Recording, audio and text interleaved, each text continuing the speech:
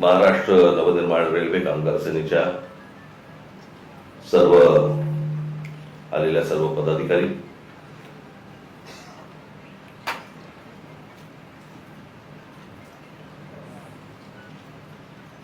खरं तर तुमचं आमचं नातं हे वेगळ्या प्रकारचं नातं आहे.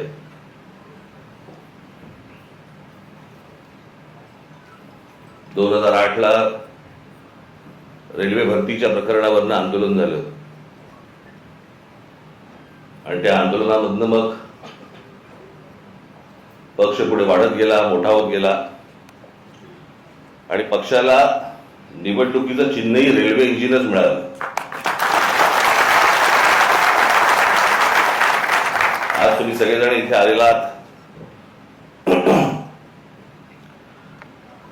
मला काय तुमच्या आपल्या रेल्वेमधलं फक्त प्रवास करणं एवढंच माहिती आहे.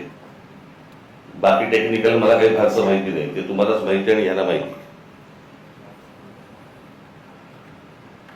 परंतु ते जे आंदोलन झालं होतं ते आंदोलन कधी विसरू नका. आपल्या रेल्वेमध्ये, आपल्या महाराष्ट्रातल्या रेल्वेमध्ये मराठी टक्का हा आपला वाढला पाहिजे, मोठा झाला पाहिजे आणि तोच असला पाहिजे, याच्यासाठीचं ते आंदोलन होतं. त्याच्यामुळे तुम्ही रेल्वेमध्ये काम करत असताना कुठेही असा बेसावध राहू नका.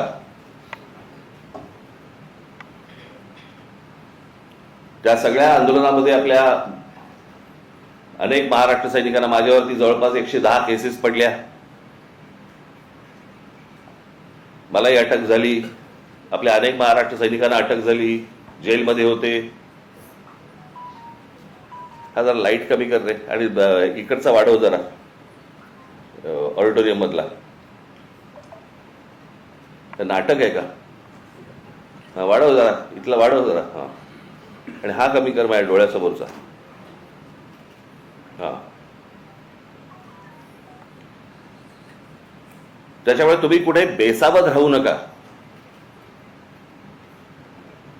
त्यावेळेला आठवते तुम्हाला, साधा प्रश्न होता तो की महाराष्ट्रामध्ये जर समजा रेल्वे भरती आहे तर त्या रेल्वे भरतीच्या जाहिराती या उत्तर प्रदेश, बिहारच्या वर्तमानपत्रात का येतात, माझ्या महाराष्ट्राच्या वर्तमानपत्रांमध्ये का येत नाही? आणि तिथून हे सगळं सुरू झालं.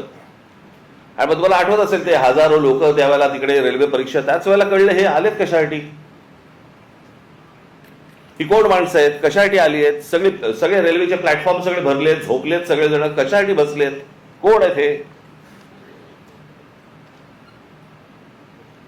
आणि मग आपले काही महाराष्ट्र सैनिक त्यांना विचारपूस करायला गेले. विचारपूस करायला गेल्यावरती त्यातल्या काही जणांनी आपल्या लोकांना आई बहिणीवरनं शिव्या दिल्या. त्या शिव्यांमधनं हे सगळं सुरू झालं.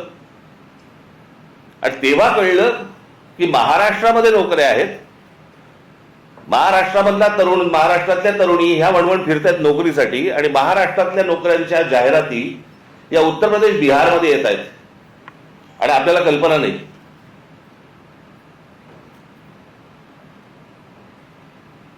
कारण त्यावेळेला सगळे रेल्वे मंत्री वगैरे सगळे जण ते तिकडचेच होते, लालू प्रसाद यादव वगैरे. आणि मग ज्या वेळेला ममता बॅनर्जी ज्या वेळेला रेल्वे मंत्री झाल्या त्यावेळेला त्यांना आपला विषय नीट समजला आणि मग त्यावेळेला आपल्या पत्रावरती त्याच्यानंतर निर्णय झाला की प्रत्येक राज्यामधल्या निवडणूक, आपल्या तुमच्या परीक्षा, रेल्वेच्या परीक्षा या स्थानिक भाषेमध्ये असतील. प्रश्न पत्रिका आणि त्याची उत्तरं पण तुम्हाला स्थानिक भाषेमध्ये, तुमच्या मातृभाषेमध्ये तुम्ही त्याची उत्तर देऊ शकता. असे तेव्हा सगळं सुरू झालं. त्याच्यानंतर वटणीवरती आले आणि मग आपल्या हजारो मराठी पोरांना रेल्वेमध्ये नोकऱ्या लागल्या.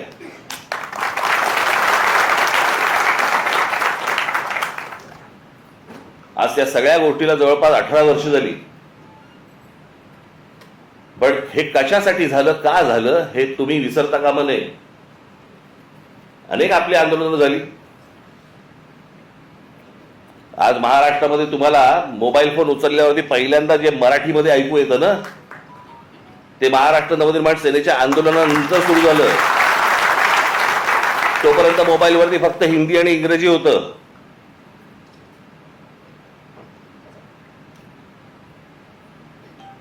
भाषा कुठची वाईट नसते, पण हे आमच्यावरतीच लादायचे सगळे प्रयत्न सुरू होतात महाराष्ट्रावरती. कारण आमची लोक चिडत नाहीत, रागवत नाहीत, बोलत नाहीत, रस्त्यावर उतरत नाहीत, राग व्यक्त करत नाहीत. केला असतं तो मोबाईलवरती करतात.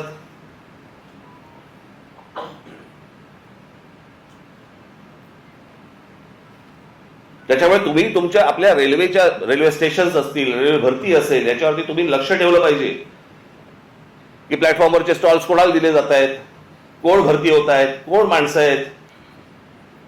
बेसावध राहू नका. सतत जे सांगतो ना, पायाखालची जमीन एकदा सरकली गेली ना की परत नाही मिळत.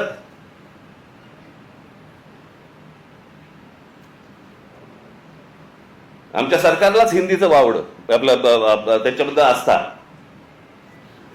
कालचं त्या ह्यांचं मुख्यमंत्र्यांचं फडणवीसांचं भाषण विधानसभेमधलं,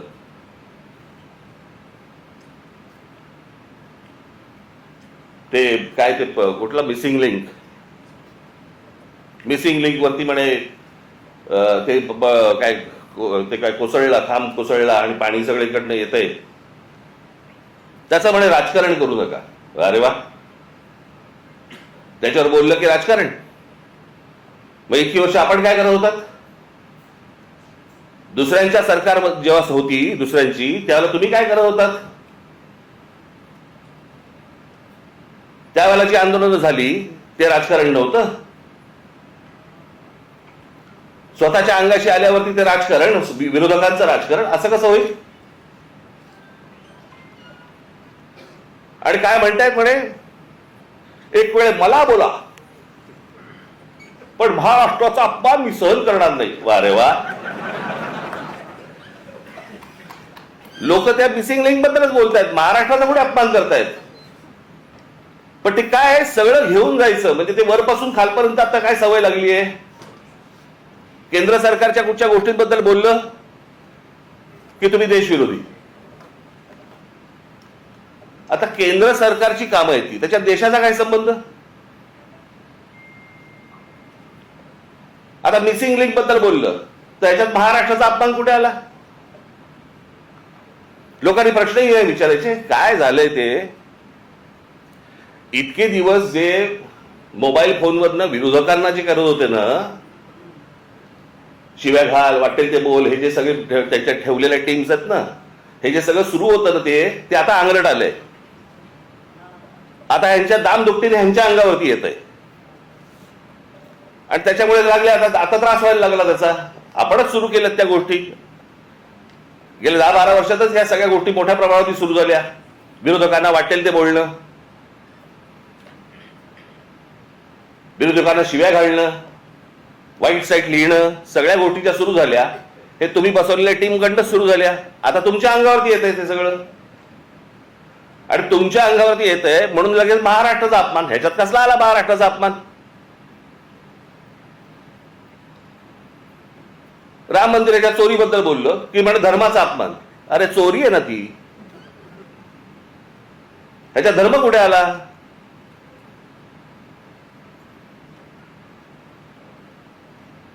बरं, त्या मंदिराबद्दल आम्हालाही आस्था आहे, प्रत्येक हिंदूला आस्था असेल.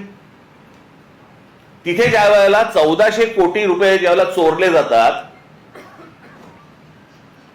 काहीही म्हणजे किती पडदा किती असावा यांच्या समोर. म्हणे वक्फ बोर्डामध्ये ज्या वेळेला म्हणे तिकडे चोऱ्या झाल्या त्याच्याबद्दल तुम्ही नाही बोलणार. आम्हाला काय देणं घेणं?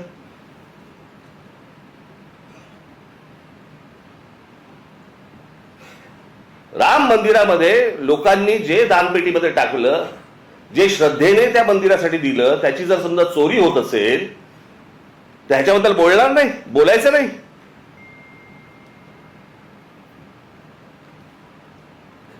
काल ते कोणतरी भोसबळे का कोणतरी आहेत ते म्हणे धर्मविरोधी जी लोक आहेत ते म्हणे पसरवतात. आम्ही धर्मविरोधी? हा देश काय धर्मविरोधी आहे? तुमच्याकडे राम मंदिरामध्ये लोकांनी श्रद्धेने दिलेल्या गोष्टींची चोरी होते आणि हे सांगणारं कोण होतं? हे बोलणारं कोण होतं? भारतीय जनता पक्षाचा खासदारच पहिलं बोलला की राम मंदिरात चोरी झाली म्हणून. आम्ही बोललो? हा देश बोलला? इतर राजकीय पक्षाचे कोणी लोक होते ट्रस्टी म्हणून, तिथे ट्रस्टी कोण आहेत? 15 ट्रस्टी आहेत तिकडे. 15 ट्रस्टी पैकी त्यातले जवळपास 12 हे केंद्र सरकार नेमतं,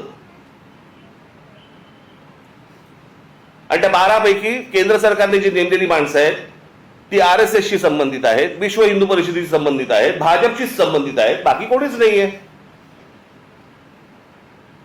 केंद्र सरकार आणि राज्य सरकार नेमलेले IAS अधिकारी आहेत. तिथे जर 1400 कोटी, आत्ता 1400 कोटीचा आकडा आलाय, मुळात कितीची चोरी झाली माहिती नाही आपल्याला.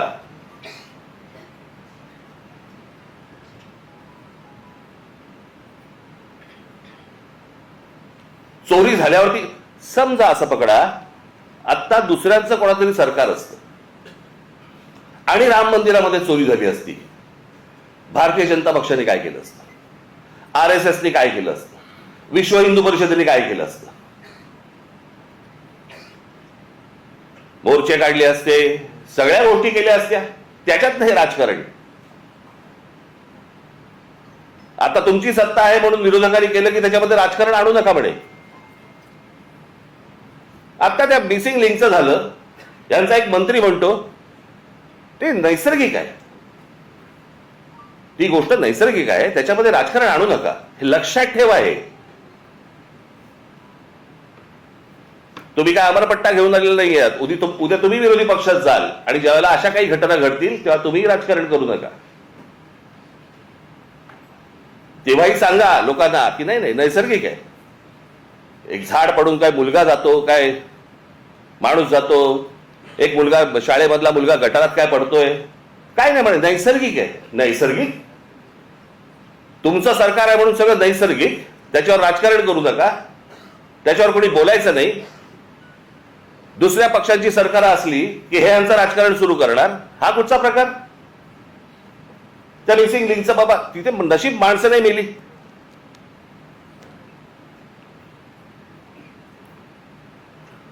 गंमत बघा, त्या मागे 2005 मुंबईमध्ये आला होता ना फ्लड, ते सगळं पाणी वगैरे तुंबलं होतं. 1000 मिलीमीटर पाऊस पडला होता, 1000 मिलीमीटर. काही 2-3 तासाच्या अंतरात त्याला मुंबईची ही हालत झाली होती. 1000 मिलीमीटर. आणि आता 300-350 मिलीमीटर पाऊस पडलाय. मुंबई तशीच तुंबलेलीच आहे.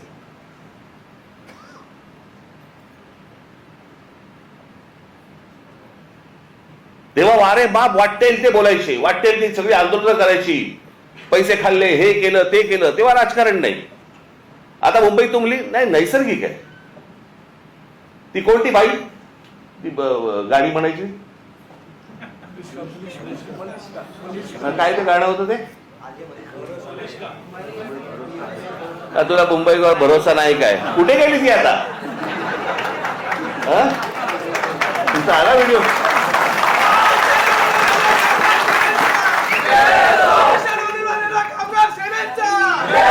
नवीन व्हिडिओ आहे का? जुनाच टाकलाय? नवीन केला असेल तर चांगलं आहे, कोणाला वाहिलेली नाही ती. पण जेव्हा तेव्हा गात होती तेव्हा सुख घेतलं. आता दुसरे जेव्हा बोलायला लागले त्यावेळेला त्रास व्हायला लागला. आता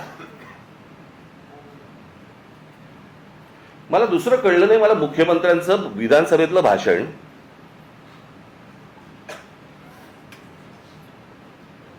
की या मिसिंग लिंक प्रकरण हे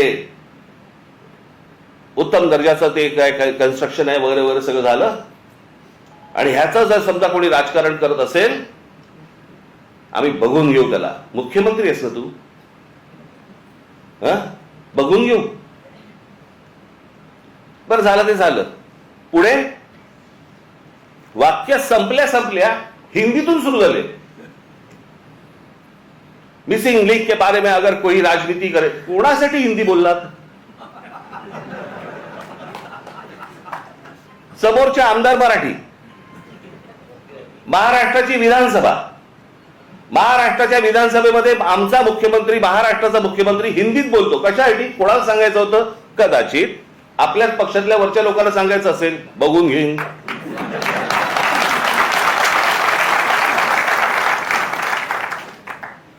त्यांनाही माहिती आहेत हे सगळे व्हिडिओ येत आहेत कुठून, हे सगळं काय चालू आहे राजकारण. मी त्याशी बोललो नाही का, माझ्या पत्रकार परिषदेमध्ये बोललो ना.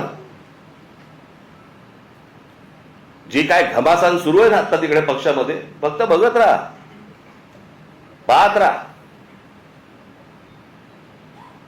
मुंबई महाराष्ट्राचा, ठाण्याचा काय विचका झालाय, पुण्याचा, सगळ्यांचा, शहरांचा विचका झालेला आहे, ज्याला हे विकास म्हणतायत. मी या विषयावरती इतकी वर्ष बोलतोय मी की आपल्याकडे डेव्हलपमेंट प्लॅन येतो, परंतु टाउन प्लॅनिंग आपल्याकडे होत नाही आणि त्याचा ही शहरं सगळी बर्बाद होणार आहेत, झालेलीच आहेत, अजून होणार. बघावं तिकडे सगळीकडे इमारती सगळ्या उभ्या राहत आहेत. माझी तर विनंती आहे मुख्यमंत्र्यांना, सगळी कन्स्ट्रक्शन एकदा बंद करून टाका. नुसते रस्ते आणि फ्लायओव्हर आणि ब्रिजेस म्हणजे विकास नव्हे. हे जेव्हा लोक परदेशात जातात त्यावेळेला करतात काय मला कळलंच नाही, मला अजूनपर्यंत. या परदेशातली सगळी शहरं बघा. मी 2014 साली याच्यावरती एक डॉक्युमेंटरी केली होती. मी 16 मिनिटाची डॉक्युमेंटरी आहे, आज युट्यूबवरती आहे, जाऊन बघा. की शहराला आकार उकार कसा द्यायचा असतो. आता हा मिसिंग लिंक 1 मेला त्याचं उद्घाटन झालं, 1 मेला. आणि आता हा 6-7 तारखेला काहीतरी तो त्याचा काय पिलर पडला आणि पाणी वाहतंय आणि सगळं होतंय.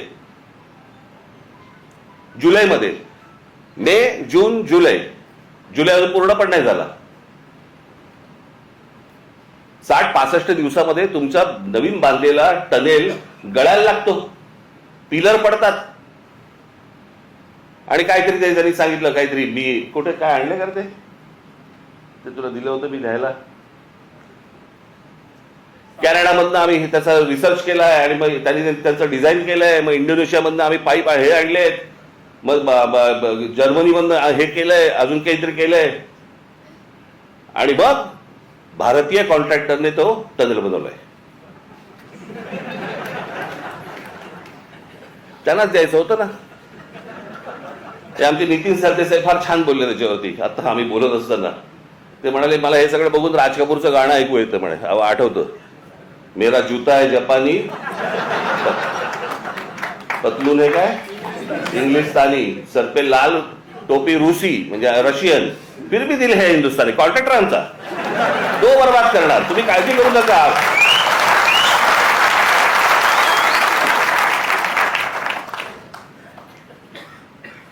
या मध्यंतरी कंत्राटदारांचे व्हिडिओ आले होते.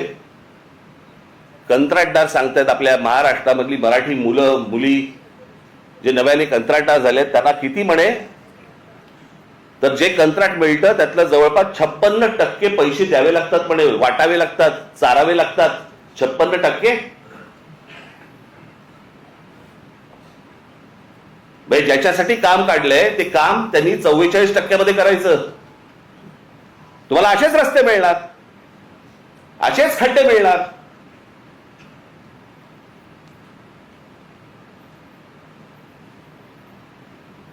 हे आपल्या कंत्राटदारांचं कामच नाही. ते मी त्या मगाशी बोललो ना, मी त्या डॉक्युमेंटरीमध्ये मी म्हटलंय, त्याच्यात दिलंय. छत्रपती शिवाजी टर्मिनस आपलं अगोदरचं VT स्टेशन 1800 सालात बांधलंय. 1800 सालात. त्याला मुंबईची लोकसंख्या पण तेवढी नव्हती. 1800 सालात बांधलेलं रेल्वे स्टेशन आज लोकांना पुरतंय. इतकी लोकसंख्या वाढल्यानंतर पण ह्याला म्हणतात विजन. याला म्हणतात हे काय होऊ शकतं, हे किती लोकांना पुरू शकतं. आज किती रेल्वे तिकडनं जातात, किती माणसं तिकडे येतात, किती माणसं उतरतात, किती माणसं चढतात. हे 1800 सालात बांधलंय.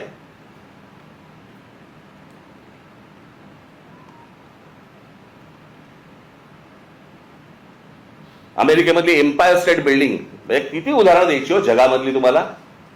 एम्पायर स्टेट बिल्डिंग जाऊन बघा, पाहिली नसेल तर तुमची ह्याच्यावरती जा, इंटरनेटवरती जा आणि बघा. ती एम्पायर स्टेट बिल्डिंग ती पण तेव्हाच 1933 साली बांधली.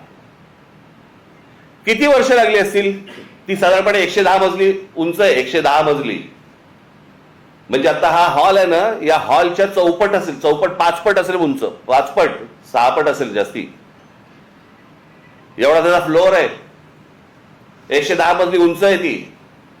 किती वर्ष लागली असतील त्याला ती इमारत बांधायला. त्या इमारतीमध्ये खाली ग्राउंड फ्लोअरला बेसमेंटमध्ये एक बॉम्बस्फोट झालाय. त्या इमारतीवरती एक छोटं विमान, परंतु एक विमान आदळलेलं आहे. आजही ती ताठ मानाने उभी आहे इमारत, एम्पायर स्टेट बिल्डिंग. किती वर्षात बांधली. 14 महिन्यात. 14 महिन्यात बांधलेली इमारत आहे ती. 14 महिन्यात 1800 साली बांधलेल्या इमारतीला आजही काही होत नाही. त्यांनी बांधलेले ब्रिजेस बघा, त्यांनी बांधलेले फ्लायओव्हर्स बघा. आज ब्रिटिशांच्या काळामध्ये जे फ्लायओव्हर्स बांधले गेले, जे ब्रिजेस बांधले गेले, आपल्याला इंग्लंडवरनं आजही पत्र येतात बरं का. म्हणजे काय प्रकारची सिस्टीम असेल विचार करा. पत्र काय येतात, आम्ही असा असा इथे हा ब्रिज बांधला होता. अशा अनेक ब्रिज बद्दल आले ना त्यांची पत्र महाराष्ट्र सरकारला, असा इतरही सरकारना आलेत. असा ब्रिज बांधला होता, त्याची 100 वर्षाची आमची गॅरंटी संपलेली आहे. आता तो तुम्ही बघा. 1947 साली ब्रिटिश गेले. 1947 साली. त्याच्या अगोदर 150 वर्ष त्यांनी राज्य केलं. त्यावेळेला बांधलेले ब्रिजेस आहेत. काय गरज आहे त्यांना सांगायची. पण हे फक्त भारतात नाही होत. त्यांनी जिथे जिथे राज्य केलं तिथे तिथे यांची पत्र जातात की आमची गॅरंटी संपली, आमची 100 वर्षाची गॅरंटी होती. 100 वर्ष. हा टिळक ब्रिज पासून सगळे इथला हे त्यांच्या काळात बांधले गेलेले आहेत, अजूनही आहे. मग आमच्याकडे काय होतं.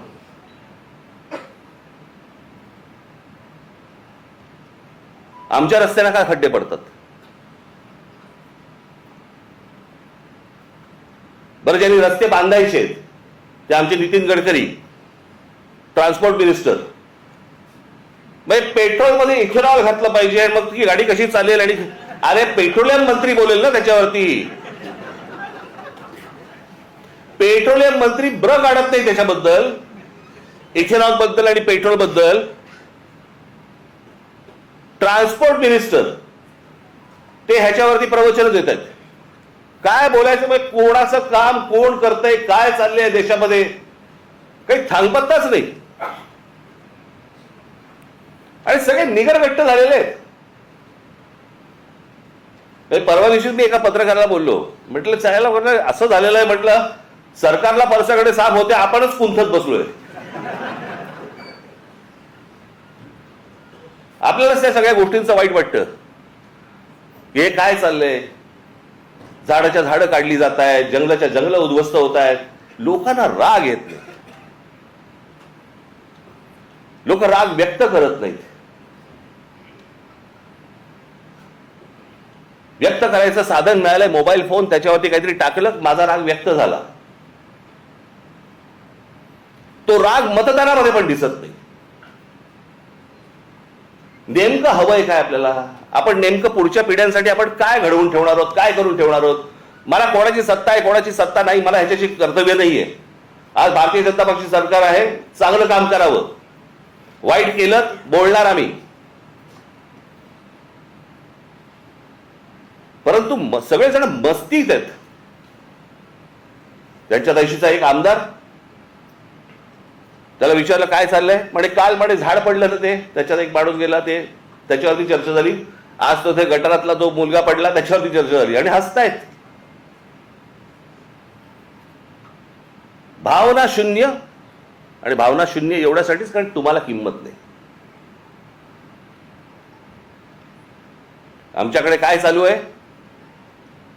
आमच्याकडे शहरं कशी वाढतायत, शहरं कशी मोठी होत आहेत, आमच्या पुढच्या पिढ्यांसाठी आम्ही काय करून ठेवतोय, कसली चिंता नाही, कसलं काही नाही, विचार नाही. खासदार फोडता येतोय का? आमदार फोडता येतोय का?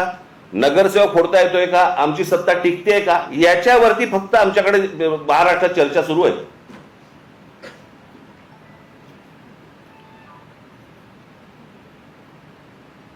आता काय 3 वर्ष निवडणुका नाहीत, लोक म्हणणार मग आता काय आम्ही चिडून तरी काय मतदान कुठे? अरे मतदानाची ज्याला वेळ येते ना त्याला अगोदरच साचलेल्या गोष्टींचा विचार करायचा असतो.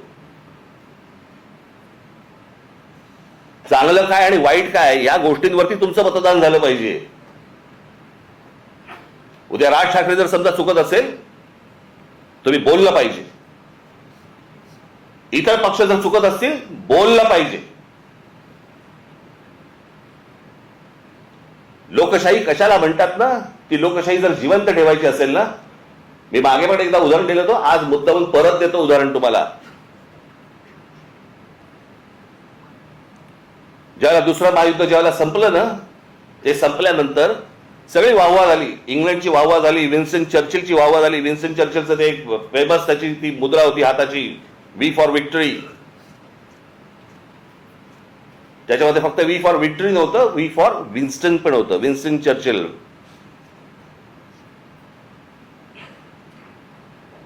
पण वी फॉर विक्टरी हा खास संदेश होता त्याच्यात. आणि जगामध्ये प्रचंड की विन्स्टन चर्चिलने या सगळ्या गोष्टी केल्या.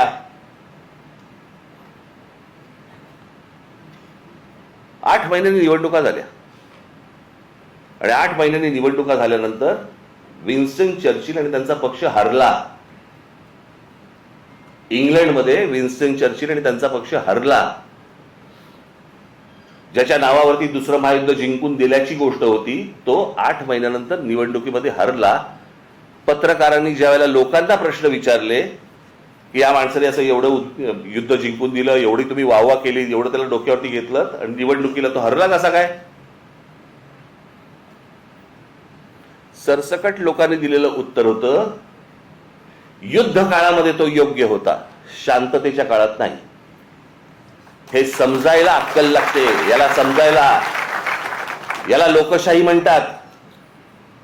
चांगल्या गोष्टींसाठी काय असू शकतं, वाईट गोष्टींसाठी काय असू शकतं, चांगल्या गोष्टीत कोण काम करू शकतं, हे समजणारा समाज लागतो. मी नेहमी सांगतो ना की नुसतं शिक्षण घेऊन उपयोगाचा नसतो, शिक्षित असून उपयोगाचा नाही, माणूस सुज्ञ असावा लागतो.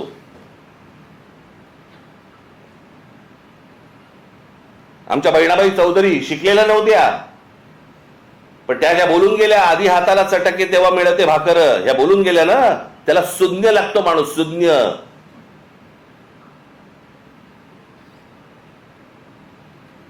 आणि ज्या देशामधला समाज सुज्ञ असतो त्या देशामध्येच प्रगती घडते. काय योग्य काय अयोग्य हे कळणं, नाही तर आम्ही आपल्या सकाळी उठायचं, कामावर जायचं, तेही जातात कामावर. जगामधला प्रत्येक माणूस कामावर जातो पण विचार करतो. आपण जर या गोष्टींचा विचार नाही केला कसं होणार मला जरा सांगा.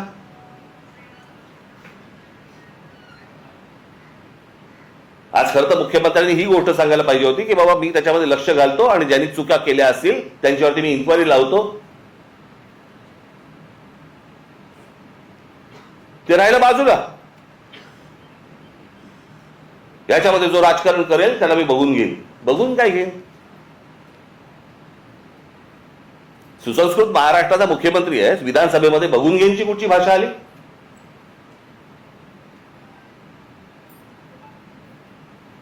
पण हे सगळं सुरू होतं. खासदार सांगतो, एक खासदार सांगतो मी बॉम्ब टाकीन,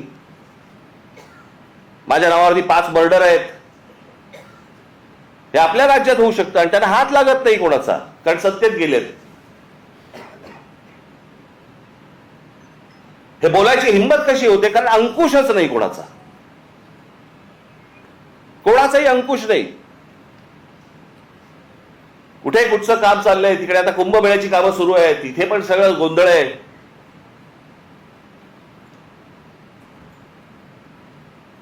हे जे काय महाराष्ट्रामध्ये चालू आहे बाबांनो, तुम्ही लक्ष ठेवलं पाहिजे. तुम्ही बोललं पाहिजे. बाकीच्या ठिकाणचं तर सोडून द्या, परंतु रेल्वेमध्ये तुम्ही लक्ष दिलं पाहिजेत, लक्ष ठेवलं पाहिजेत. रोज रेल्वे जाते आणि येते, एवढंच लक्ष ठेवण्यासारखं नाहीये. तिथे कोण घुसतायत इथे लक्ष ठेवणं गरजेचं आहे. कोण येतंय, कोण स्टॉल्स टाकतंय, कुठच्या प्रकारची टेंडर्स निघतायत, कुठच्या प्रकारच्या नोकऱ्या निघतायत. स्टॉलची उद्या टेंडर्स निघाली तर ती आपल्या मराठी मुलांना मिळाली पाहिजेत, प्रत्येक स्टेशनला मिळाली पाहिजेत.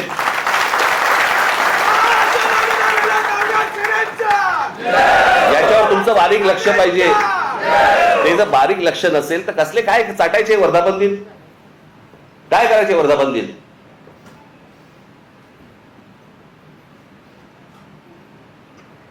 म्हणून मी आपल्याला आज या वर्धापन दिनाच्या दिवशी फक्त तुम्हाला एकच तुम्हाला सांगायचंय, जागे राहा, सतर्क राहा, बेसावध राहू नका. आपला मराठी ठसा महाराष्ट्राच्या रेल्वेमधनं पुसला जाणार नाही याच्यासाठी काम करा. धन्यवाद. जय हिंद, जय महाराष्ट्र.